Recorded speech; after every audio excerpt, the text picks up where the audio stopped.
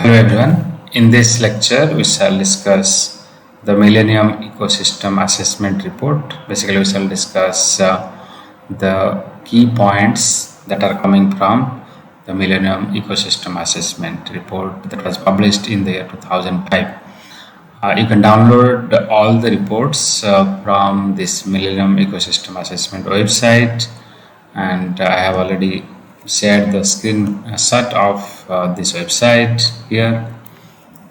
Now, of late, we observe that serious concerns are being raised over the degradation of the ecosystem and its implication for the human well-being. And this concern was also raised in the United Nations General Assembly in April 2000, where the Secretary General, Mr. Kofi Annan, stated that it is impossible to devise effective environmental policy unless it is based on sound scientific information. He basically raised the concern of the ecosystem degradation, and he emphasized the need for correcting the growth path and restoring the ecosystem. And in that context, Mr. Kofi Annan recognized that we need to conduct a systematic study and provide policy inputs to the nations so that we can restore and preserve the ecosystem. While Mr. Kofi Annan recognized that some major advances are already made in data collection, yet there are large gaps in our knowledge regarding the ecosystems. And there has never been a comprehensive global assessment of the world's major ecosystems.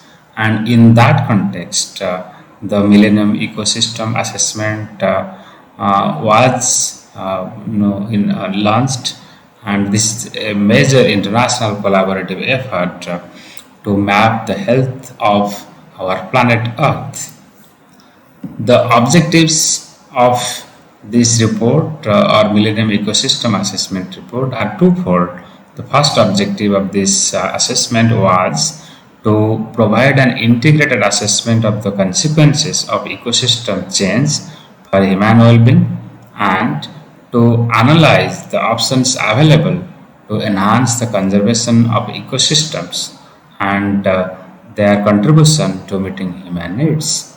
So, in simple terms, you can say that one, that we have to assess the consequences of ecosystem change on human well-being, and the second is we have to find out the options available for conserving the ecosystems and how that contributes to the human needs.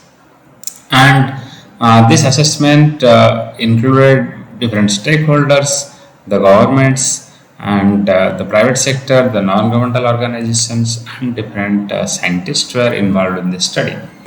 Some more facts about the Millennium Assessment. The study was initiated in 2001, and the report finally was published in the year 2005, so it took almost 4 years. And this was prepared by 1,360 experts from 95 countries, and it had different reviewers and editors and different experts. And the final report contained 5 technical volumes and 6 synthesis reports. And the Millennium Ecosystem Assessment Report provide a state-of-the-art scientific appraisal of the condition and trends in world's ecosystems and the services they provide, and the options to restore, conserve, or enhance the sustainable use of ecosystems. So, how was this report managed, or how was this Millennium Assessment governed? First of all, a board was established by the UNEP, United Nations Environment Program, to represent key users of the findings of the Millennium Assessment. And the board included representatives of the Convention on Biological Diversity, Convention to Combat Desertification, the Ramsar Convention on Wetlands, and the UN Convention on Migratory Species. It also included the national governments, UN agencies, the civil society representatives, including indigenous peoples and also the private sector. So the board was quite inclusive and it included diverse expertise. And the board members represented different institutions, and there are also 10 at-large members that were selected. Those were selected by the steering committee, and additional 10 members were chosen by the board at its first meeting. And then other members were also selected by the board to ensure appropriate geographical and sectoral distribution among the board members. So, what is the cost of this Millennium assessment and who funded it? The total cost, the total budget of the Millennium Ecosystem Assessment was 24 million US dollar, and so this is huge amount, 24 million US dollar. Of this amount, around 7 million was provided through in-kind contribution for the assessment of South Global Assessments, and the major donors included Global Environment Facility, the UN Foundation, the David and Lucille Packard Foundation, and the World Bank. And additional support was also provided by consultative group on International Agriculture Research CGIAR group, the FAO, the Food and Agriculture Organization, Government of Norway, Rockefeller Foundation, UNDP, UNEP, and the US National Aeronautic and Space Administration, that is NASA.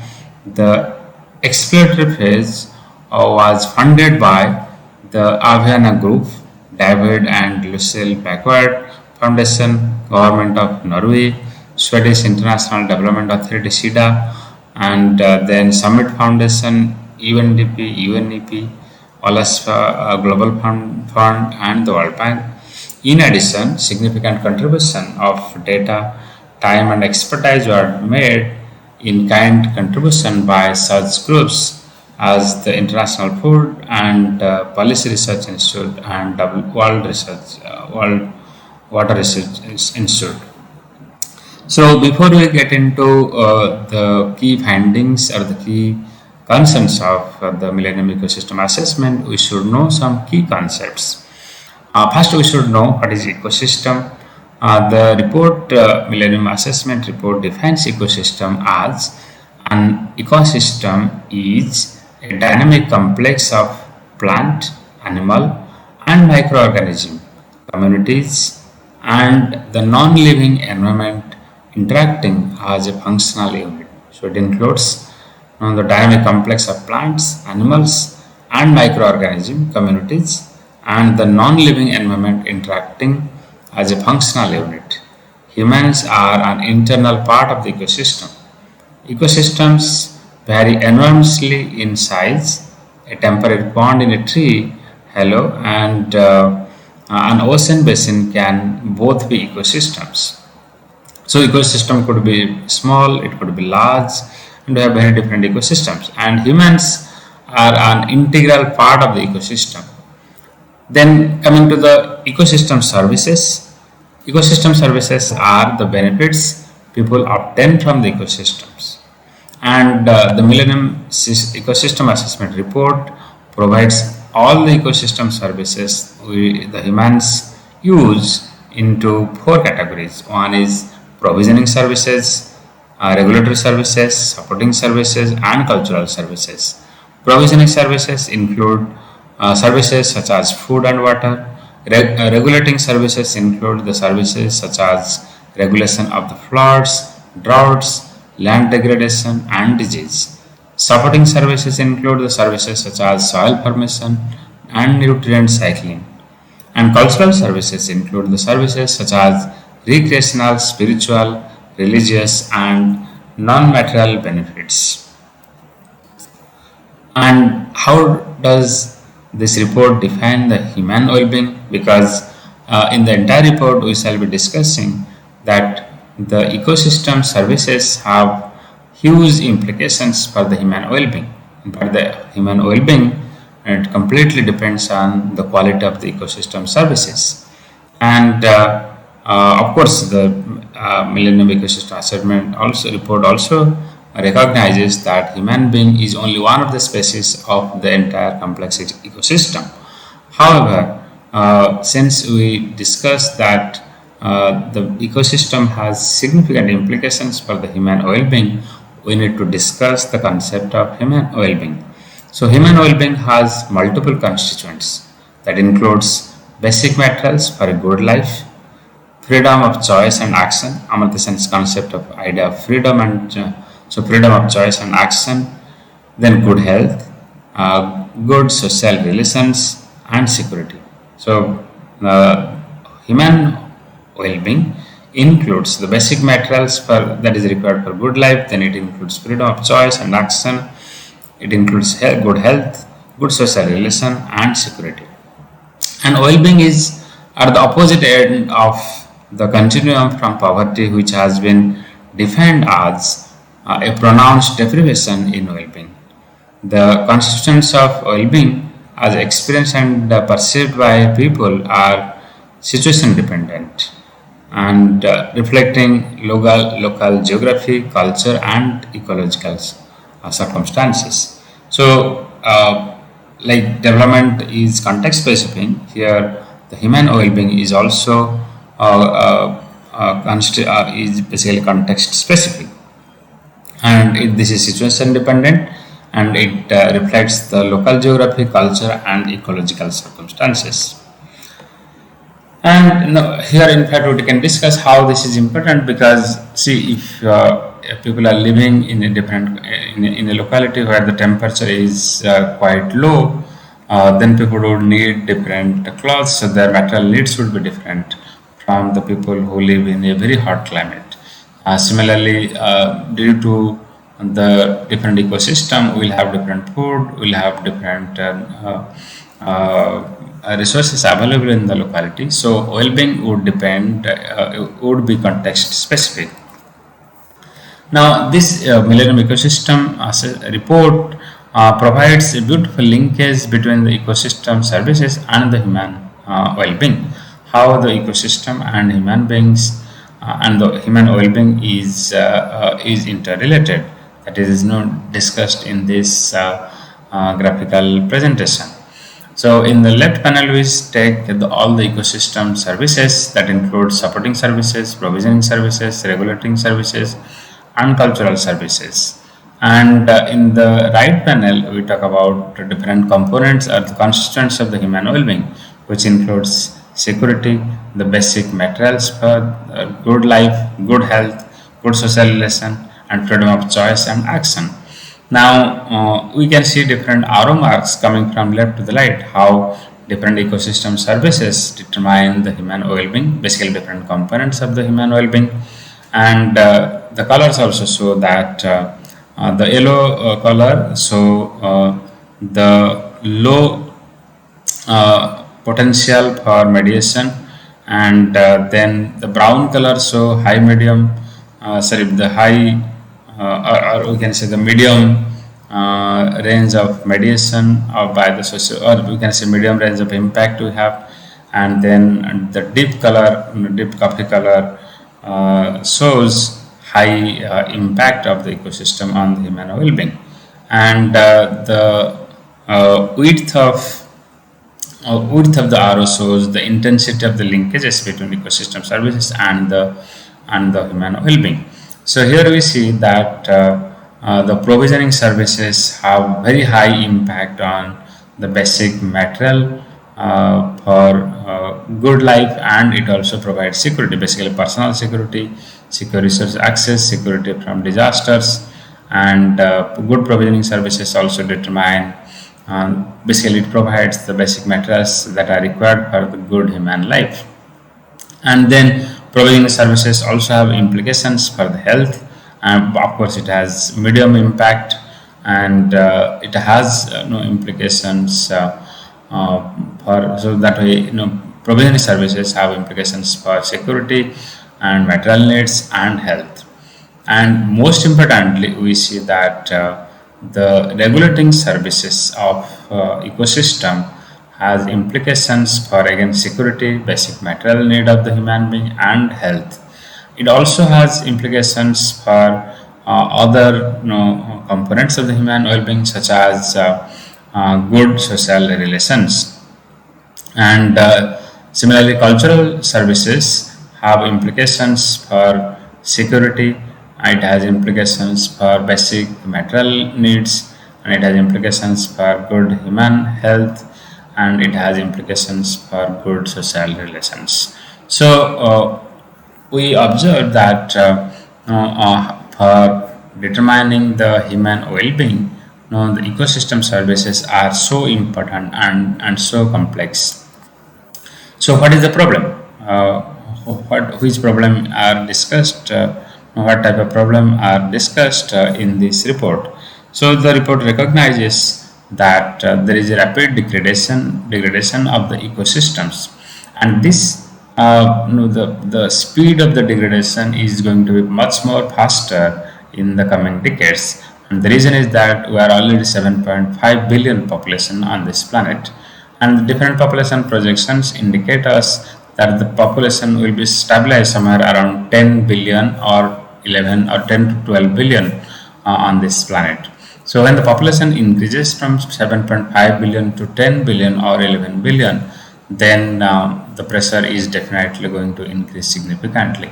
Similarly, the world economy currently is somewhere around 85 trillion US dollar or 90 trillion US dollar, and when this output is going to quadruple by 2050, the pressure on the economy is also going to the pressure on the ecosystem is going to increase significantly.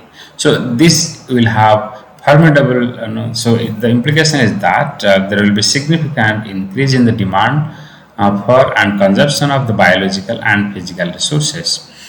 So it will escalate the impact on the ecosystems and the services they provide. And so the process of degradation is also getting aggravated due to the loss of the knowledge, the associated knowledge and understanding held by the local communities, because there is a lack of documentation process and there is the loss of memory, and then prioritization of some specific cultures. So that's how we observe that the process of degradation is also getting exacerbated because of the loss of the knowledge and understanding held by the local communities, and knowledge that sometimes could help to ensure sustainable use of the ecosystem. So this is a matter of serious concern. And if you try to analyze the different causes of degradation of the ecosystem services, then there would be multiple reasons. So first of all, excessive demand for ecosystem services, which comes from the need for high economic growth rate, population pressure, and individual choices. So that would be the main factor. And the other factors would be the market, which is responsible for the degradation of the ecosystem services. First of all, markets do not exist for different ecological services such as cultural and regulatory services.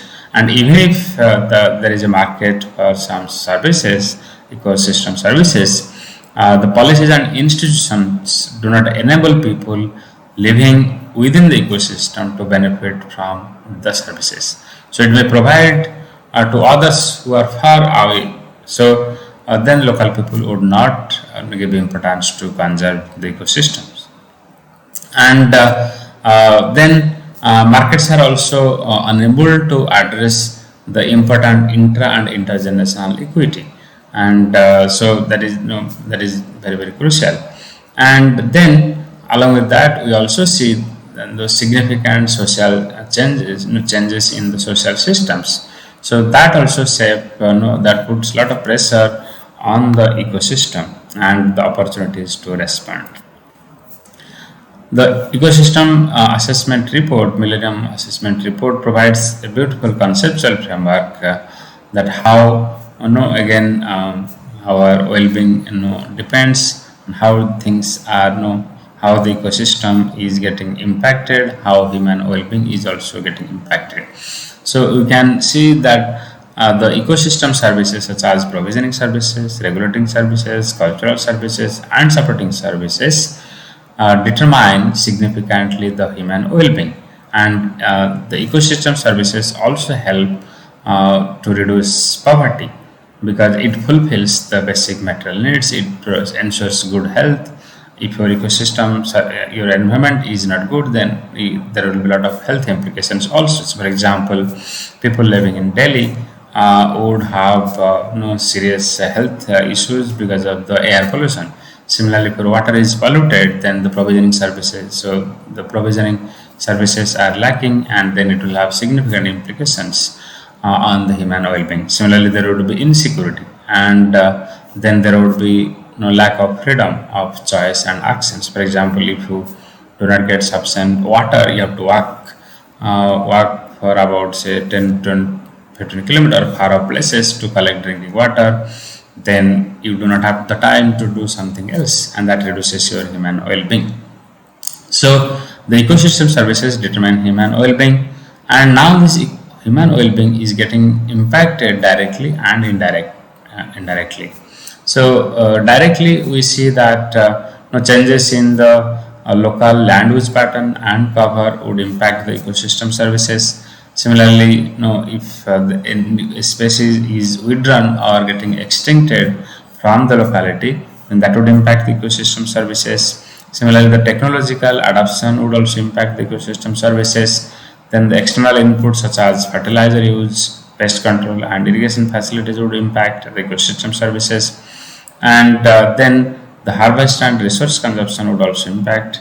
Climate change also would impact, and then natural, physical, and biological drivers would also impact. So all these drivers would impact the ecosystem services, and it would then impact the human well-being.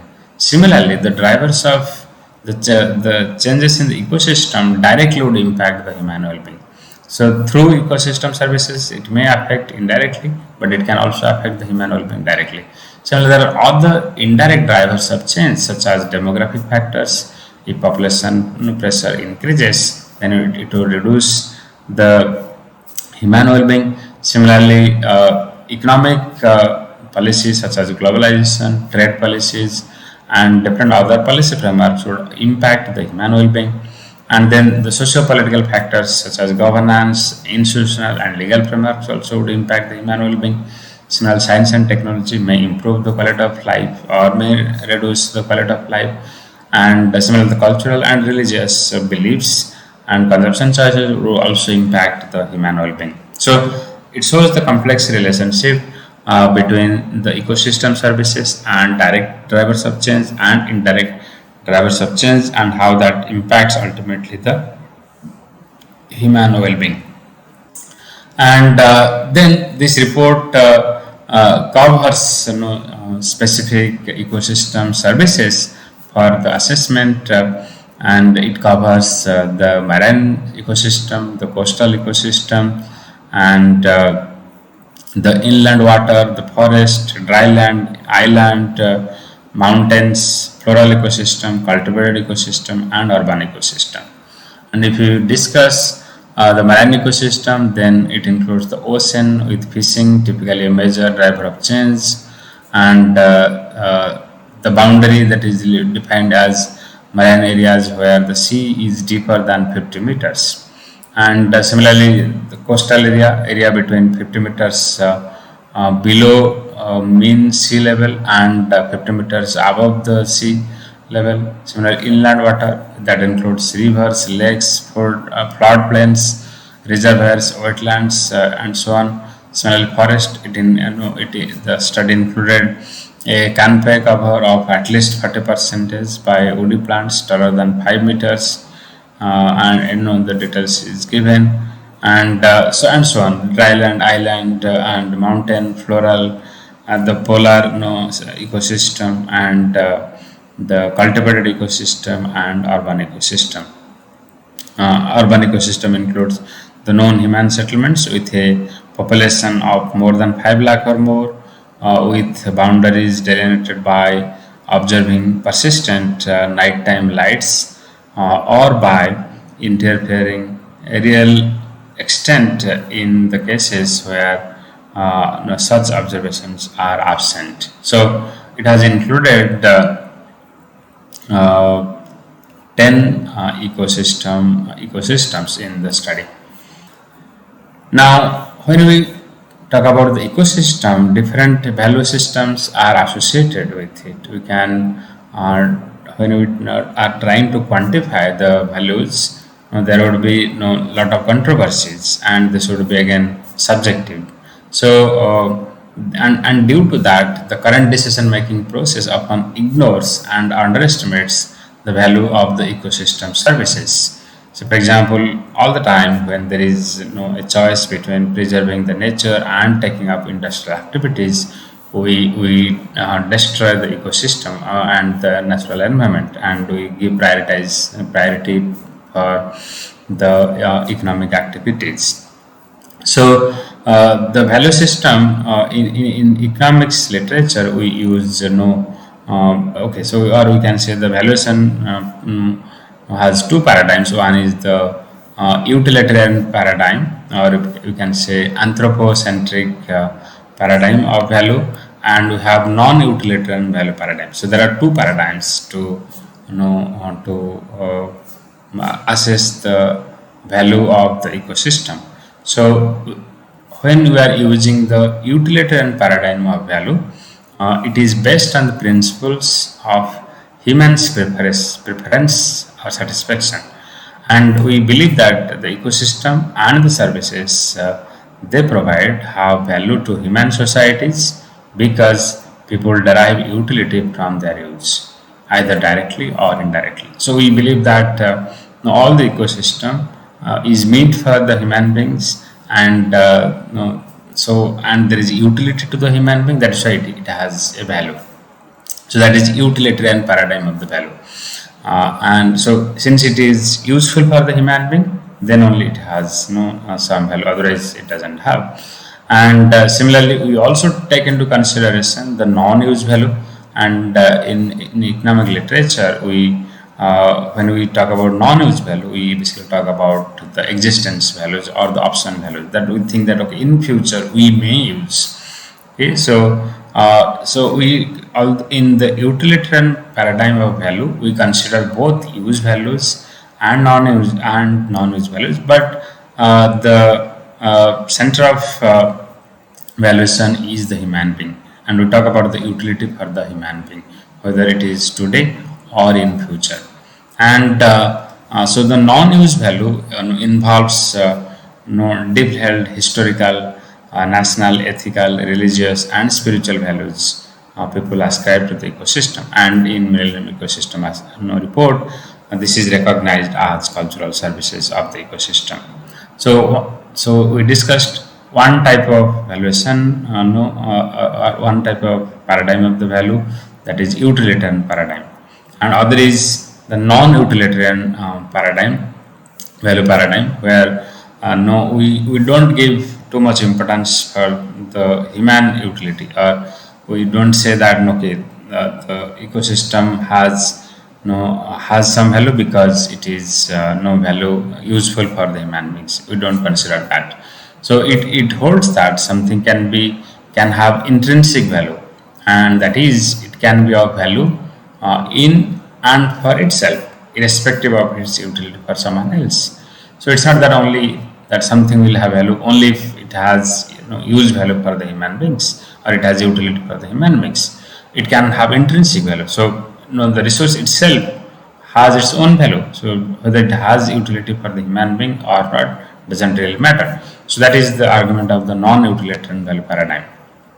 And then from the perspective of many ethical, religious and cultural points of view, ecosystems may have intrinsic value, and that is independent of their contribution to the human well-being. But however, we should remember that these are not independent. The utilitarian paradigm and the non-utilitarian value paradigm are not independent. Rather, they are overlapping. Okay? And so both value paradigms are quite overlapping, and they use different metrics, and of course they do not have a common denominator, and that's why they cannot usually be aggregated. Okay? But we should recognize that both paradigms, both utilitarian paradigms and non-utilitarian paradigms, have use for the decision making. And this Millennium Assessment Report uses both biophysical and socioeconomic indicators because we have talked about both the utilitarian paradigm and non-utilitarian paradigm of the value. And so the report has included both biophysical and socioeconomic indicators, and it has combined data into policy relevant measures that provide the basis for assessment and decision making. It incorporates both formal scientific information and traditional or local knowledge.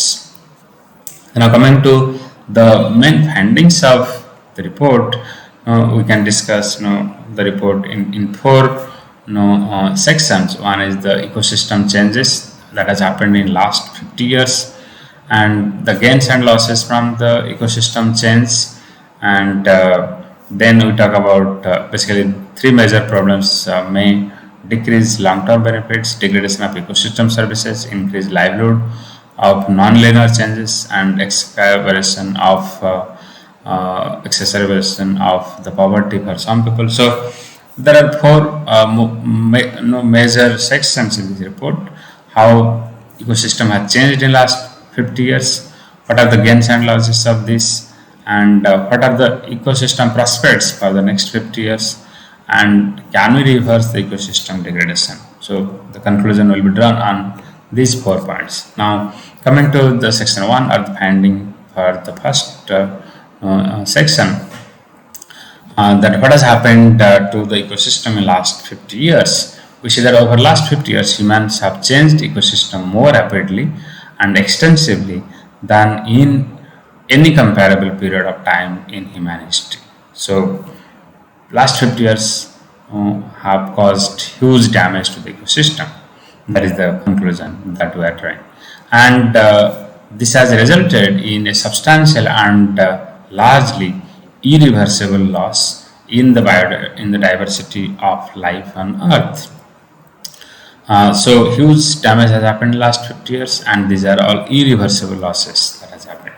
So here you can see that the Millennium Assessment provides a graph which shows how the extinctions have happened in different millenniums, and we observe that in the first millennium, second millennium, in the distant past, we observe that the marine species and mammals, there was extinction. It's not that there was no extinction, and we observe that if you take the long-term average extinction rate, then it comes somewhere between maximum 1,000 extinctions. Okay, so maximum extinction would be per 1,000 extinctions, per 1,000 species per millennium. So this is coming at a very low rate. But we observe that the extinctions are now increasing much faster. So you see in the recent past, known extinctions, we observe that the extinctions have gone up by 1,000 times higher than the fossil record. So if we now take the extinction rate in the distant past based on the fossil record, then we observe that the extinction rates have gone up by 1,000 times in the recent past, and that is caused by the human beings. And if you do a modeling on that in future how this extinction is going to increase, then it shows again 10 times higher than the current rate. So that means you have already increased the extinction rate, and this is again going to increase by 10 more times. So that is quite dangerous. And so we observe that the distribution of the species on the earth is becoming now more homogeneous. So biodiversity is now declining because species are now dying and extincting from the planet. So humans have increased the species extinction rate as much as 1,000 times over background rates are typical over the planet's history. And 10 to 30% of mammal, bird, and amphibian species are currently threatened with extinction. And you know, so there is a serious concern that the species extinction rates are increasing much faster, and that is basically caused by the human species. That is the first finding, that what has happened in the past. What are the implications of such losses? Um, the changes that have been made to the ecosystem have contributed to substantial net gains in human well-being and economic development. So here we are taking a utilitarian perspective or paradigm of value, that we are saying that okay, whatever losses have happened, it has basically helped the human being for increasing its economic growth. And since 1960, while population doubled and economic activity increased sixfold, food production increased 2.5 times, food price has declined, water use doubled, wood harvest for pulp tripled, hydropower also doubled. So, on the one hand, we observe that human beings have gained quite a lot.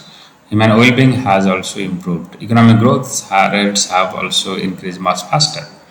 But these gains have been achieved at growing costs that, unless addressed, will substantially diminish the benefits that future generations obtain from ecosystems. We believed, while achieving these fast economic growth rates, we believed that the nature has, or the ecosystem has, unlimited capacity of supplying the raw materials or the inputs or all the services that we discussed, provisioning services, regulatory services, cultural services, and all. Nature has unlimited capacity. But when we are degrading the ecosystem, the production rate of the ecosystem services of the nature is also declining. So the high economic growth rate, which has helped improving the human well-being, also is having a significant huge cost on the human. And if it is not addressed, then this will definitely diminish the benefit that future generations would obtain from the ecosystems. And so we observe that the degradation is happening at an unsustainable rate, and approximately 60% of the ecosystem services evaluated in the report are being degraded or used unsustainably. And then the degradation of ecosystem services often cause significant harm to human well-being. Also, we have seen in the framework, and represents a loss of the natural asset or wealth of the country.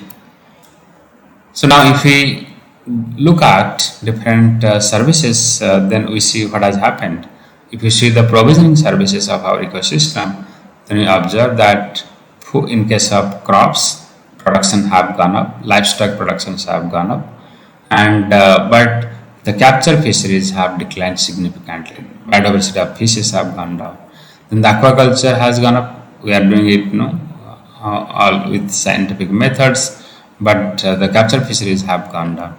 Then wild foods have declined significantly. Fiber, that is timber and cotton and silk, have almost indifferent. Some things have gone up, some things have fallen. Then wood fuel has fallen significantly. Genetic resources have fallen significantly. Biochemicals, medicines, fresh water, all these things have fallen. So, large part of ecosystem services we observe have fallen, and the diversity has also fallen. Coming to the regulatory and cultural services of our ecosystem, we observe again that maximum services have gone down, such as air quality regulation have gone down, and then climate regulation at global level, of course, is showing that it has gone up a little bit, and then, however, climate regulation at regional and local levels have gone down. Then water regulation have remained more or less constant.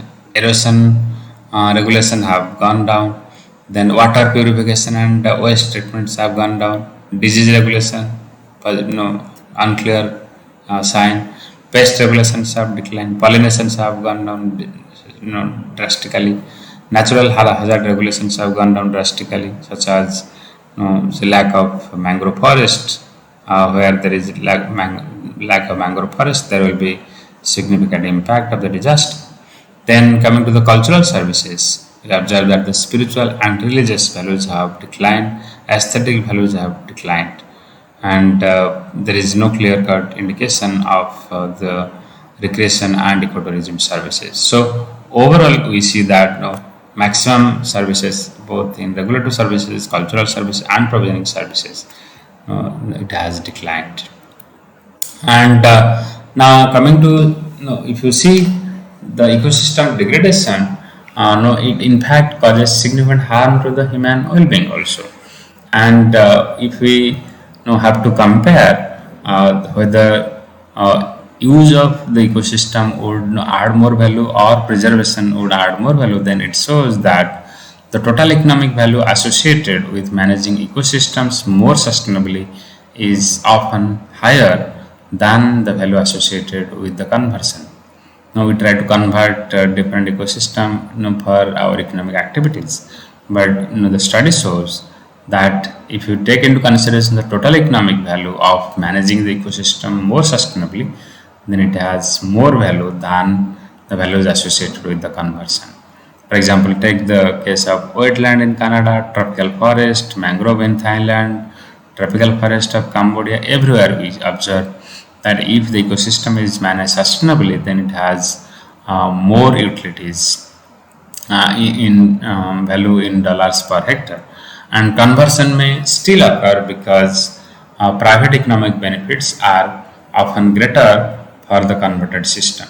So even though the total economic value will be higher for an ecosystem which is managed sustainably, still people go for conversion because people first of all do not see the larger picture, particularly the benefits of the future generation and the benefits that the larger society would get. The social benefit would be much larger than the private benefits. So the individuals only realize the narrow private economic benefit and they ignore the intergeneration benefits and intrageneration social benefit. That's how they would always prefer for a conversion rather than preserving it in a sustainable manner.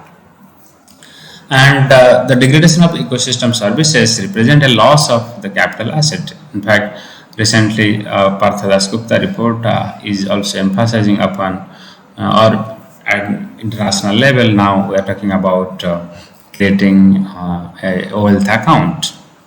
And so the degradation of ecosystem services represent loss of the capital assets, and the loss of wealth due to ecosystem degradation is not reflected in the economic accounts because our GDP is not reflecting the true value of the ecosystem services. In fact, the ecosystem services are not monetized. That's why all the services that we derive from the ecosystem is not monitored. Similarly, a lot of ecosystem degrading activities are going up, and that would be showing a higher number within the GDP. So, ecosystem services as well as resources such as mineral deposits, soil nutrients, and fossil fuels are capital assets. And traditional national accounts do not include measures of resource depletion or of the degradation of these resources. And we can take some examples that a country could cut its forest and deplete its fisheries, and this would show only a positive gain in GDP without registering corresponding decline in the asset. And a number of countries that appeared to have positive growth in net savings in 2001 actually experienced a loss in wealth when degradation of the natural resources were factored into the accounts. So, for example, the economies which would be depending more on the primary sector such as mineral extraction and clearing of the forest, selling of the primary products would have basically a depletion in the capital of the country, natural capital. So that would impact the future income of the country, and that is why degradation of ecosystem services would represent a loss of the capital assets. And when the ecosystem services degrade, this should also imply that the level of poverty and inequality would remain high. So, because the poor people depend more on the ecosystem services, and when the ecosystem services are degraded, then they will remain in the poverty, or the people who are just above the poverty would fall back below the poverty line, and that's how the inequality will also grow. And we observe that 1.1 billion people are surviving on less than $1 a day per $1 a day income, and 70% in rural areas where they are highly dependent on ecosystem. So inequality has increased over the past decade, and during the 90s, 21 countries experienced 1990s. That means to end of the 20th century, we have observed that 21 countries experienced decline in their ranking in the Human Development Index. So this is not a good indicator. So even though economic growth rate has gone up, the world GDP has gone up, we observe that out of 7.5 billion population, 1.1 billion people are surviving on less than $1 a day no income, and that means they are living in abject poverty. And so far as the access to ecosystem services are concerned, now we observe that an estimated 852 million people were undernourished in 2000, and between 2000 and 2002, and that was again up 37 million from the period 1997 to 1999. So that means people are now getting undernourished because of degradation in the ecosystem services. And per capita food production has declined in sub-Saharan Africa, and we also observe that 1.1 billion people still lack access to improved water supply, and more than 2.6 billion lack access to improved sanitation. So these are basic needs of the human being, and many people lack the ecosystem services. So water scarcity affects roughly about 1 to 2 billion people worldwide. And so when ecosystem services are degraded, then poverty reduction goal is also now getting impacted. And you can see that half the urban population in Africa, Asia, Latin America, and the Caribbean suffer from one or more diseases associated with inadequate water and sanitation. And the declining state of capture fishery is reducing also the per capita fish consumption, and the nutrient, the sources of protein is also now falling. So per capita fish consumption in developing countries, excluding China, declined between 1985 and 1997. So that means basically the agricultural ecosystem has degraded the fishing ecosystem. Similarly, the fishes that we captured from the ocean and the ponds, they have all declined, and this is reducing the fish consumption and also causing protein insecurity. Then desertification also is affecting the livelihood of millions of people, including a large portion of the poor in the dry land. And so the pattern of winners and losers has not been taken into account in management decisions. So there are serious impacts of the ecosystem degradation on the human well-being. And then coming to the finding 3, that is what can we do in the coming 50 years? The degradation of ecosystem services could grow significantly. So what is going to happen in the coming 50 years? The degradation of ecosystem services could grow significantly worse during the first half of this century, and that would be a barrier to achieving the Millennium Development Goals and the present Sustainable Development Goals. Here we observe that how the croplands have gone down. The croplands in industrial regions have gone down, and in the developing regions it has gone up.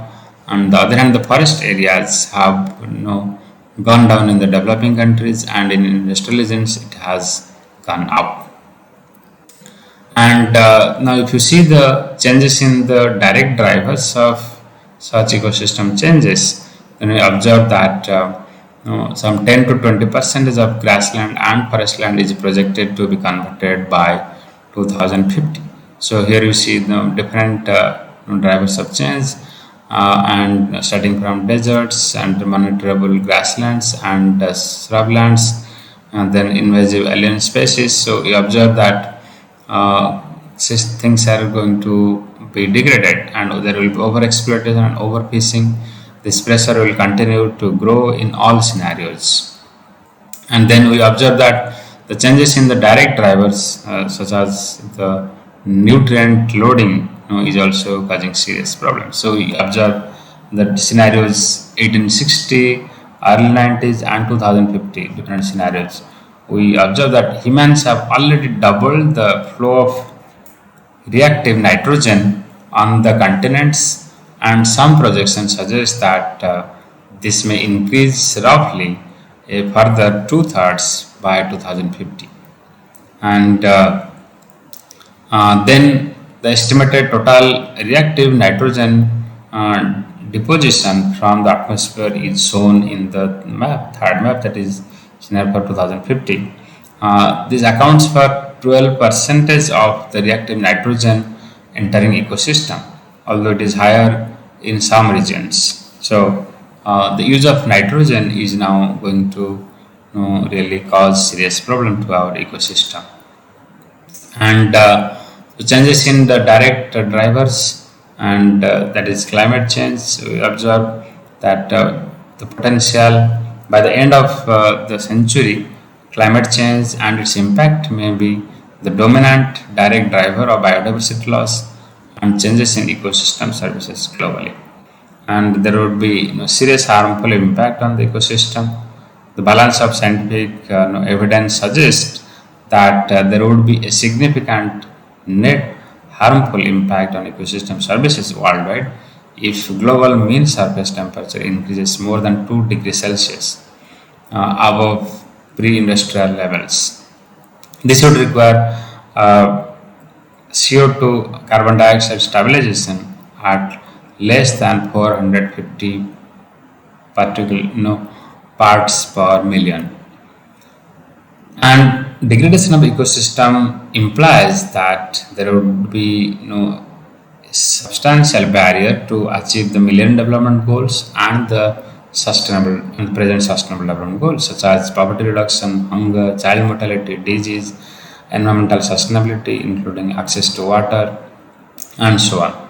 So, how can we change our path in the future? The report suggests that the challenge of reversing the degradation of ecosystems while meeting increasing demands for their services can be partially met under some scenarios that the Millennium Assessment considered, but these involve significant changes in policies, institutions, and practices, and that are not currently underway. This is unfortunate. So many options exist to conserve or enhance specific ecosystem services in ways that reduce negative trade-offs or that provide positive synergies with other ecosystem services. Here, the report provides 4 scenarios, and 3 of 4 scenarios show that significant changes in policy can partially mitigate the negative consequences of growing pressure on ecosystem, although the changes required are large and currently not underway. So, what are the scenarios? To details of the scenarios. The one scenario is global orchestration. Under this scenario, we include major investment in public goods, and then we should remove the trade barriers and distorting subsidies, and we have to reduce the poverty. So, focus should be on education, infrastructure, poverty reduction, removing trade barriers, and the subsidies, distorting subsidies.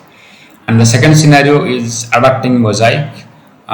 It gives emphasis on widespread use of active adaptive management and huge investment in education, and countries have to spend up to 13% of GDP on education compared to the present 3.5% only.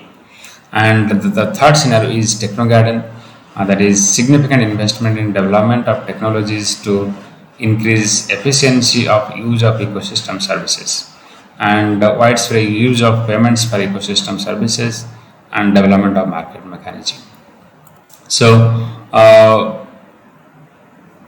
so that means in techno garden scenario only we can see that we can save the scenario. Okay, we can change the scenario. So we have to make huge changes in our economic activities, and then the responses should be that we have to change the population, because ecosystem degradation cannot be achieved or reversed without changing the population, changing the economic activities such as economic growth, disparities in wealth and trade patterns. Similarly, you have to change the socio-political factors, cultural factors, technological change, and so on. And collectively, all these factors would influence the level of production and consumption of ecosystem services and the sustainability of production. So we have to promise the following responses. Coming to the institutional changes, we have to integrate the ecosystem management goals within other sectors and within broader development planning framework. So there has to be institutional changes.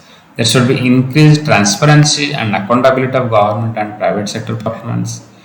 Coming to the economics changes in the economic policy decisions, there has to be elimination of subsidies that promote excessive use of the ecosystem services, such as subsidy for the fossil fuel.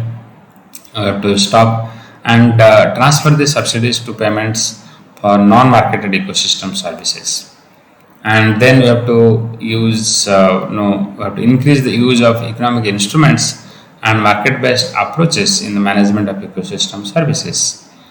And similarly, coming to the technology thing, we have to promote the technology that enable increased crop yields without harmful impacts. We have to restore the ecosystem services. We have to promote the technologies to increase energy efficiency and reduce greenhouse gases. We have to bring social and behavioral changes, including measures to reduce aggregate consumption of unsustainably managed ecosystem services, communication and education. We have to empower the groups that are dependent on ecosystem services. We have to also bring the changes in the knowledge production. We have to incorporate the non-market value of ecosystems in resource management decisions, and we have to enhance the human and institutional capacity. So, to summarize the finding of the ecosystem assessment report, the report says that over last 50 years, humans have changed ecosystem more rapidly and extensively than in any comparable period of time in human history, and that is largely to meet rapidly growing demands for food, fresh water, timber, fiber, and fuel. These changes have been made to the changes that have been made to ecosystems have contributed to substantial net gains in human well-being and economic development, but these gains have been achieved at growing cost in the form of the degradation of many ecosystem services, increased risk of non-linear changes, and the exacerbation of poverty for some groups of the people.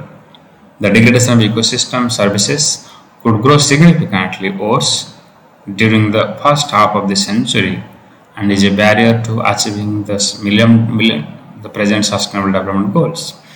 Because when the report was published, the Millennium Development Goals were there. Now we have Sustainable Development Goals. And the challenge of reversing the degradation of ecosystems while meeting increasing demands for their services can be partially met under some scenarios that the Millennium Assessment has considered, but these involve significant changes in policies, institutions, and practices that are not currently underway. So this is a matter of serious concern. So if you have to achieve a sustainable economy which will ensure sustainable human well-being, then we have to change our lifestyle. There has to be changes at institutional level, socio-political level, behavioral level, technological level, economic level, and every. So thank you very much.